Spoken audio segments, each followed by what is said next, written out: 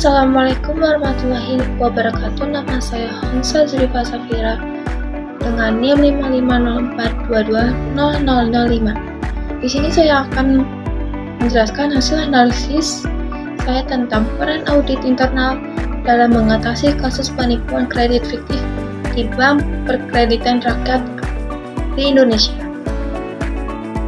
Jadi pada tahun 2021 hingga 2023, beberapa BPR Indonesia menghadapi kasus penipuan kredit fiktif di mana kredit diberikan kepada debitur palsu atau tidak memiliki syarat.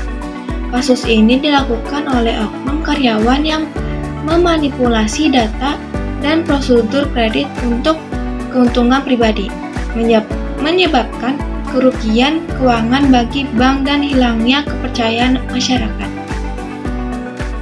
Peran audit internal sangat penting dalam mengatasi penipuan dengan melakukan evaluasi di bidang operasional, keuangan, akuntansi, sumber daya manusia, dan kegiatan lainnya. Auditor internal membantu manajemen mencapai kinerja yang baik. Tujuan dari audit internal adalah untuk memastikan laporan manajemen akurat dan sesuai realita di lapangan. Apabila menurut auditor internal data tersaji kurang akurat, auditor tersebut berhak melakukan penyelidikan mendalam hingga menemukan data yang tepat. Cara audit internal untuk mendeteksi penipuan. Pertama, review dokumen kredit. Auditor perlu memeriksa keaslian dokumen yang diperlukan, memeriksa kesesuaian saldo debitur dengan akun kontrol, dan memeriksa setiap perbedaan yang ditemukan. Kedua, wawancara dengan nasabah. Dalam audit internal, dilakukan wawancara untuk tujuan yang salah satunya adalah mengetahui gejala-gejala yang muncul sebelum kredit bermasalah. Ketiga, itu ada pemeriksaan ulang proses persetujuan kredit. Tujuan utama dari pemeriksaan ini adalah untuk memastikan bahwa proses pemberian kredit tengah dilakukan sesuai dengan kebijakan, prosedur, dan peraturan yang berlaku.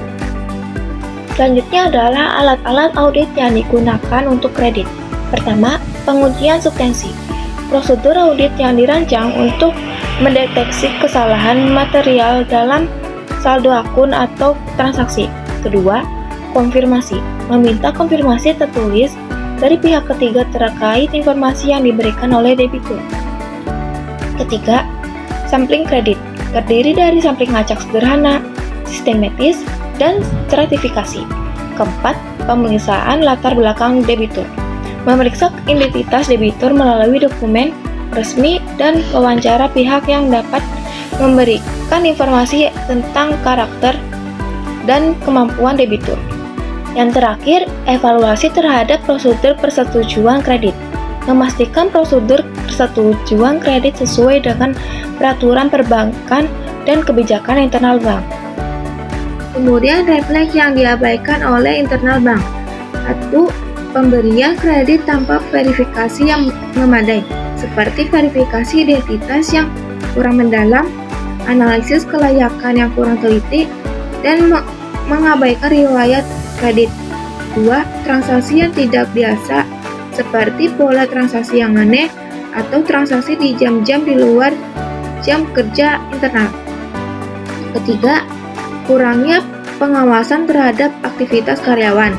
Dan yang terakhir, sistem informasi yang tidak terintegrasi sehingga sulit untuk melacak transaksi dan mengidentifikasi potensi masalah.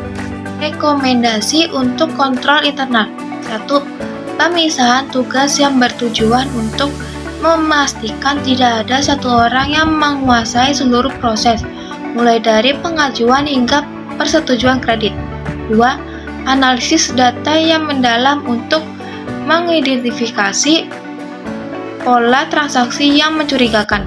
3. Menggunakan teknologi AKC untuk memverifikasi identitas nasabah secara otomatis dan cepat.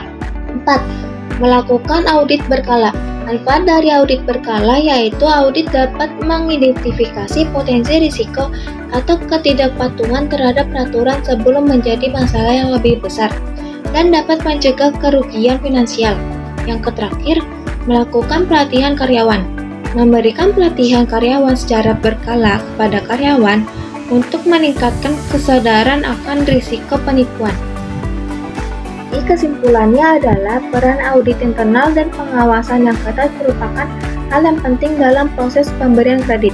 Dengan melakukan upaya pencegahan seperti pemeriksaan ulang proses persetujuan kredit dan melakukan evaluasi secara rutin, bank dapat meminimalisir risiko kerugian akibat penipuan dan membangun kepercayaan nasabah.